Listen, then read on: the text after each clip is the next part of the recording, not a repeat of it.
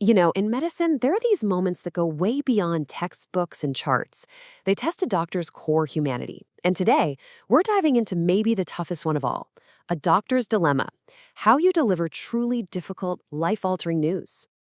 Seriously, think about it. How do you tell someone the worst news they might ever hear?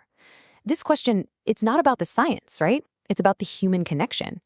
And for doctors, this isn't just some thought experiment. This is a very real and often very frequent part of their job. Okay, so to make this less abstract, the material we're looking at gives us a really powerful case. Picture this. A 32-year-old mom is diagnosed with stage 3 cervical carcinoma. The prognosis?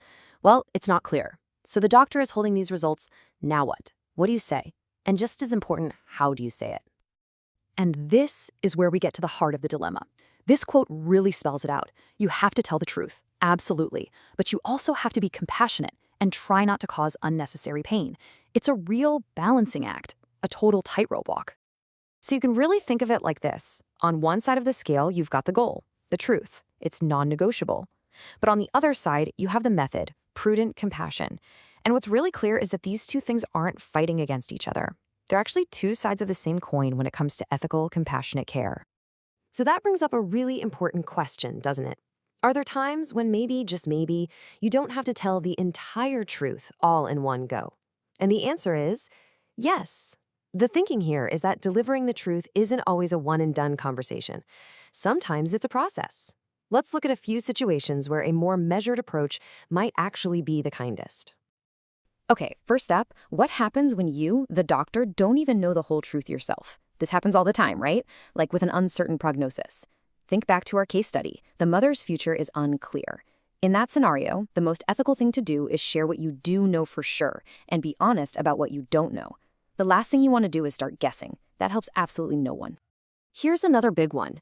Can the person you're talking to even understand what you're saying? I mean, truth that goes in one ear and out the other is basically just noise. If you dump a ton of complex medical jargon on someone who's in shock, you're not helping them. You're just overwhelming them. For information to be useful, it actually has to land, you know? Then there's the question of who even has a right to the information. Pretty simple, right? A patient's medical details belong to them, period. So if some curious friend asks, withholding that information isn't lying. It's actually doing your job. You're protecting one of the most important principles in medicine, patient privacy. And this last one? This might be the trickiest of all. It's about timing.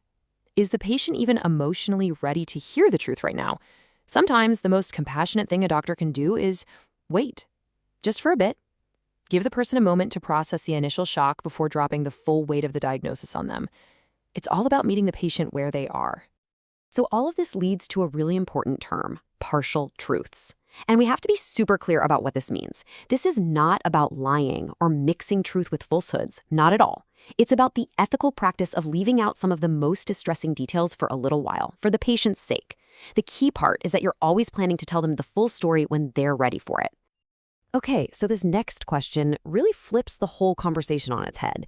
Instead of asking, what can we hold back, we should be asking, what information does a patient absolutely, positively need to have, no matter what? What's the essential stuff? Well, the information you give has to accomplish 3 key things. First, it's got to help the patient start to accept their new reality. Second, it needs to give them the tools to plan for what's next. And third, and this is huge, it has to empower them to make their own informed decisions. So it's about reality, planning, and making choices. And listen, the stakes here are incredibly high. If you don't give a patient this essential information, you're not being kind. You're actually causing serious harm. You're essentially misleading them, leaving them unable to plan their life or make critical decisions. You're taking away their control right when they need it most. So what's the secret to getting this right? Well, a huge part of it is just creating the right circumstances. I mean, you can't have this conversation in a busy, loud hallway while you're rushing to the next patient. It just doesn't work. You need privacy. You need to make sure no one else is around. And you need to talk when the patient isn't totally stressed out or exhausted. You have to set the stage for them to actually hear you. When you boil it all down, it really comes back to one guiding philosophy. It's not a battle between honesty and compassion. It's about finding that sweet spot where they work together. The idea is simple: honesty, but an honesty that is always, always tempered with profound compassion. And that really leaves us with one final thought to chew on. In medicine, when everything is on the line, is the greatest kindness telling the whole truth, or is it telling the most helpful truth? How we answer that question, well, that might just be the definition of what compassionate care really is.